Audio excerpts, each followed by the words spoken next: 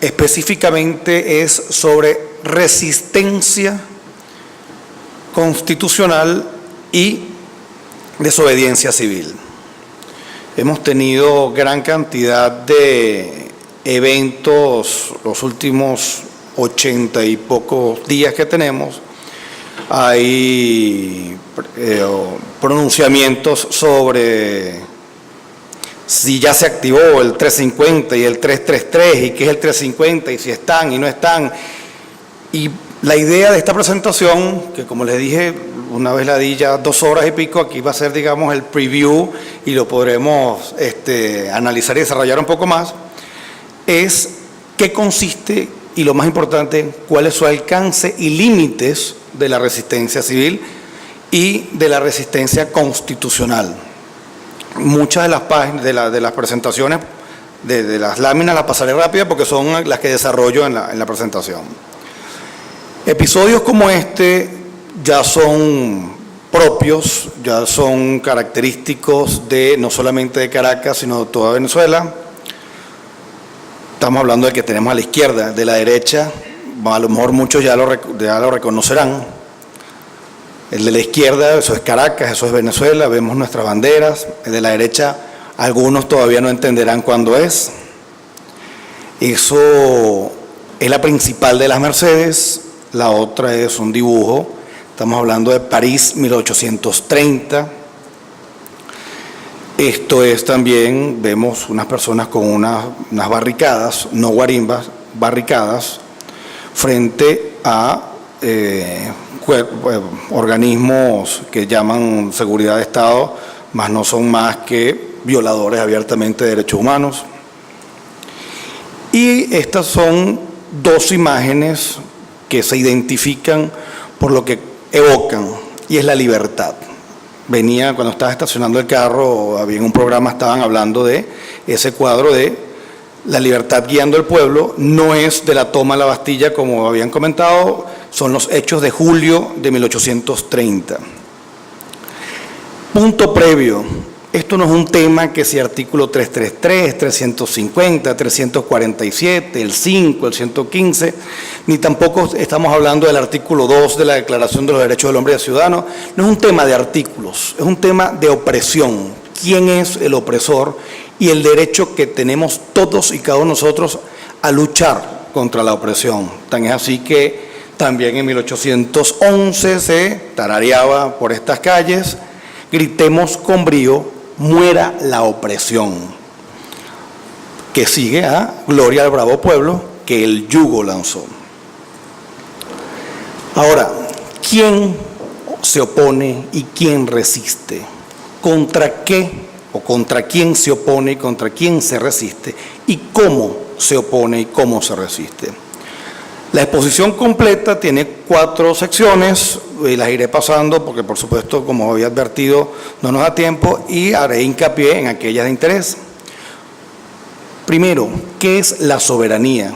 La soberanía es el derecho que tiene un pueblo a fijarse sus límites, a formar su futuro. Soberanía no es impunidad, soberanía no es, menos aún, que quienes se le designen la ejecución de cuáles van a ser nuestras leyes actúe con impunidad y que no pretenda que alguien más ajeno a lo que a sus despóticos previsiones lo impidan hacerlo. Soberano es resistirnos a esa opresión. ¿Y qué es soberanía popular? Esto lo dejo mientras voy avanzando en sus mentes, qué se entiende por soberanía popular y qué se entiende por soberanía a secas. Y lo importante es que tengamos una idea de qué será un antes y un después para poder entender qué es la resistencia civil. Antes de lo que era la independencia de los Estados Unidos, antes de la Revolución Francesa o revoluciones francesas, antes de la independencia latinoamericana y venezolana, del tirano extranjero, porque hoy en día seguimos siendo tiranizados, pero por el tirano propio, el tirano autóctono. ¿Qué pasaba antes y después? El concepto de soberanía era aquel que estaba ungido de Dios, por la gracia divina. e incluso no era un derecho, era entendido en ese momento de que era el soberano. Si se desviaba o no era legítimo, era sencillo en esa época, simplemente defendían el tiranicidio. Pero hemos visto cómo ya cuando la soberanía no está en una persona, sino en todos nosotros, la desaparición física de una persona no acaba la tiranía. Es por ello que no puede ser considerado, como en otras épocas, que se resiste contra alguien en particular, sino que ya es un sistema tiránico. No estamos ante una tiranía, como se conocía en otra época, sino un sistema tiránico. Incluso hay sucesión de tiranos. He tratado de buscar el concepto de tiranía, despotismo, totalitarismo, y el más cercano también de 1777 es este que me permito cada vez que tengo la oportunidad de leer. Se debe dar indistintamente el nombre de tiranía a toda clase de gobierno en el cual la persona encargada de la ejecución de las leyes puede hacerlas, destruirlas, violarlas, interpretarlas, entorpecerlas, suspenderlas o simplemente eludirlas con la certeza de la impunidad. Que este violador de las leyes sea hereditario o electivo, usurpador o legítimo, bueno o malo, uno o muchos, cualquiera, en fin, con una fuerza efectiva capaz de darle este poder, es tirano. Toda la sociedad que lo admite está bajo la tiranía, todo el pueblo que lo sufre es esclavo. Voy a pasar a la parte que nos interesa, que es el desconocimiento y la desobediencia legítima. ¿Recuerdan esta fotografía? La libertad guiando a un pueblo. Tan conocida, tan común es y la idea que representa de libertad es tal que vemos que en muchas culturas se ha representado e incluso hasta en Lego. Para poder entender un poco de lo que es resistencia, tenemos autores que son de obligatoria lectura, que van desde San Agustín hasta un más reciente autor que se llama Hermano Vitale. Pero nos vamos a detener un poco en el nuestro, Juan Germán Rossio. Todo ello con ocasión al 200 aniversario de su obra, que es El triunfo de la libertad sobre el despotismo. Es decir, ese libro incluso es previo a la película, a la de Lego, a la pintura de Eugene Delacroix. Volvemos a la parte de soberanía. Tenemos que ver cómo esa soberanía, que ya no está en una persona, sino que somos todos nosotros, y la tiranía no solamente se ejerce por una sola persona, que se abroga la soberanía, también la resistencia y la desobediencia van a ir en torno a la gradualidad y la proporcionalidad de la agresión y de la opresión del tirano. Entonces, por eso que tenemos conceptos como defensa, legítima defensa, en un grado legal, de rango legal, como lo desarrolla el Código Penal. El desconocimiento legítimo significa simplemente no acatar.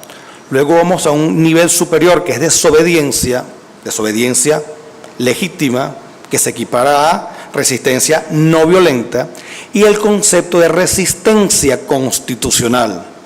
¿Qué quiere decir resistencia constitucional? Volver a encauzar la Constitución, lograr una Constitución material. Las demostraciones de estos muchachos lo que buscan es encauzar el poder a donde debe estar, a estar sometido al derecho. Casos de interés tenemos muchísimos. Podemos ver incluso los casos de Antígona de Sófocles, tenemos incluso el caso de Catilina, César, porque la resistencia en ese momento, estamos hablando de cuando se confundía y se entendía la soberanía como la parte del ejercicio personal, era totalmente válido lo que hizo Bruto con César. Hoy en día, eliminando a César, no eliminaríamos el sistema tiránico.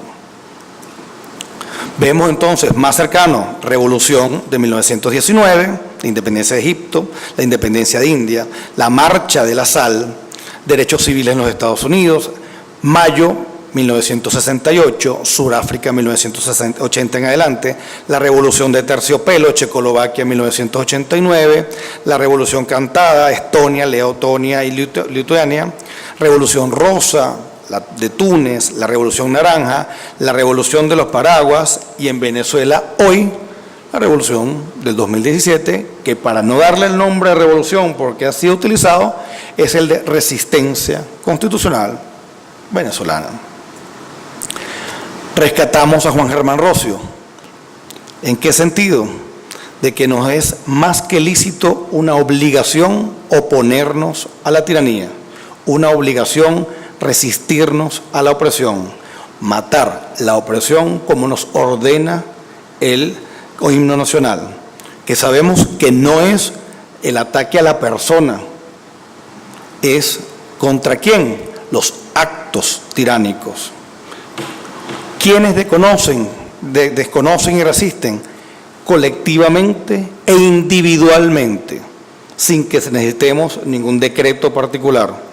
¿Cómo se desconoce y cómo se resiste? Cada uno de nosotros. Esto es un acto de resistencia. Lo que ha pasado ayer y hemos vivido todos estos 80 días son actos de resistencia.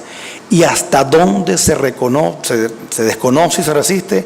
Hasta encauzar al poder en los confines de la Constitución. Vemos cómo muchísimas revoluciones se fundamentan en supuestamente recuperar la Constitución y la legalidad y se quedan allí.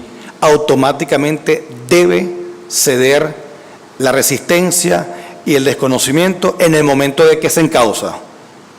Importante tenerlo presente porque mucha gente está llamando a soluciones mágicas que pueden devenir en nueva opresión. ¿Qué hacer? Sencillo, resistencia constitucional. ¿Qué es resistir? Resistir no es aguantar, resistir no es soportar, resistir no es sufrir. Resistir es lograr, alcanzar, encauzar, activar, vencer, ganar, conquistar la democracia, la Constitución, la libertad, la propiedad y la vida. Es defender la Constitución, es defender el Estado de Derecho, defender la propiedad, defender la vida, nuestra familia, nuestro futuro. ¿Cómo lo hacemos? Desconociendo a la tiranía, al tirano y a los tiranos, sus actos, sus despóticas pretensiones, entre ellas la mal llamada Asamblea Nacional Constituyente, manteniéndonos en la calle y desconstruyendo la impostura. Muchísimas gracias.